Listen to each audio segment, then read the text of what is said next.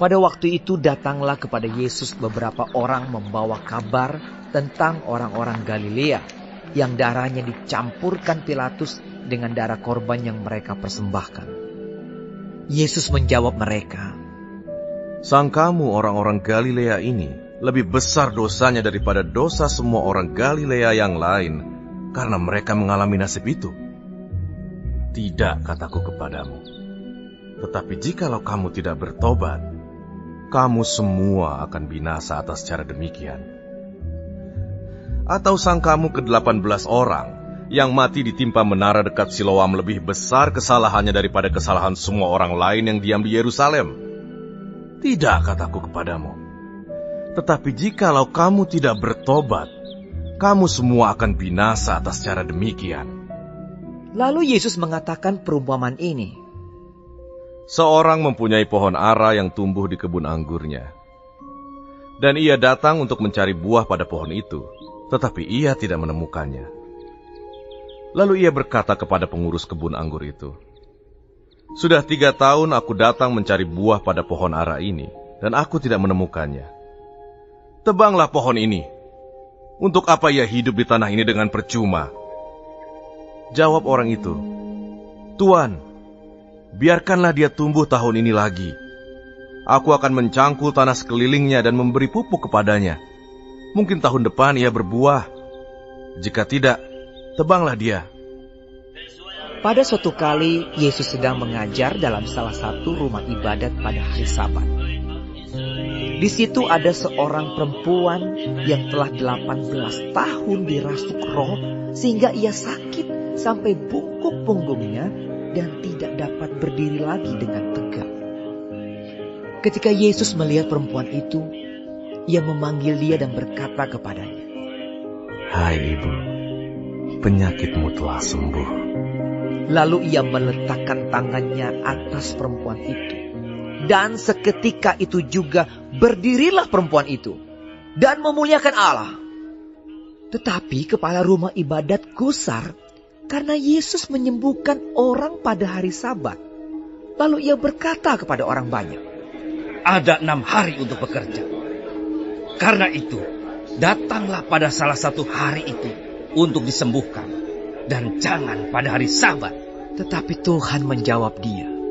Katanya, "Hai orang-orang munafik, bukankah setiap orang di antaramu melepaskan lembunya atau keledainya pada hari Sabat dari kandangnya dan membawanya ke tempat minuman? Bukankah perempuan ini yang sudah 18 tahun desa ke desa sambil mengajar dan meneruskan perjalanannya ke Yerusalem. Dan ada seorang yang berkata kepadanya, Tuhan, sedikit sajakah orang yang diselamatkan?"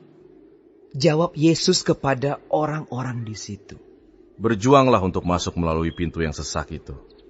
Sebab aku berkata kepadamu, banyak orang akan berusaha untuk masuk, tetapi tidak akan dapat. Jika tuan rumah telah bangkit dan telah menutup pintu, kamu akan berdiri di luar dan mengetok-ngetok pintu sambil berkata, "Tuan, bukakanlah kami pintu." Dan ia akan menjawab dan berkata kepadamu, "Aku tidak tahu dari mana kamu datang." Maka kamu akan berkata, "Kami telah makan dan minum di hadapanmu, dan engkau telah mengajar di jalan-jalan kota kami." Tetapi ia akan berkata kepadamu, "Aku tidak tahu dari mana kamu datang. Enyahlah dari hadapanku, hai kamu sekalian yang melakukan kejahatan." Di sanalah akan terdapat ratap dan kertak gigi. Apabila kamu akan melihat Abraham dan Ishak dan Yakub dan semua nabi di dalam kerajaan Allah, tetapi kamu sendiri dicampakkan keluar. Dan orang akan datang dari timur dan barat, dan dari utara dan selatan, dan mereka akan duduk makan di dalam kerajaan Allah. Dan sesungguhnya ada orang yang terakhir yang akan menjadi orang yang terdahulu, dan ada orang yang terdahulu yang akan menjadi orang yang terakhir. Pada waktu itu datanglah beberapa orang Farisi dan berkata kepada Yesus, "Pergilah, tinggalkanlah tempat ini, karena Herodes hendak membunuh engkau." Jawab Yesus kepada mereka, "Pergilah dan katakanlah kepada si serigala itu, Aku mengusir setan dan menyembuhkan orang pada hari ini dan besok. Dan pada hari yang ketiga, aku akan selesai. Tetapi hari ini dan besok dan lusa, aku harus meneruskan perjalananku. Sebab tidaklah semestinya seorang nabi dibunuh kalau tidak di Yerusalem.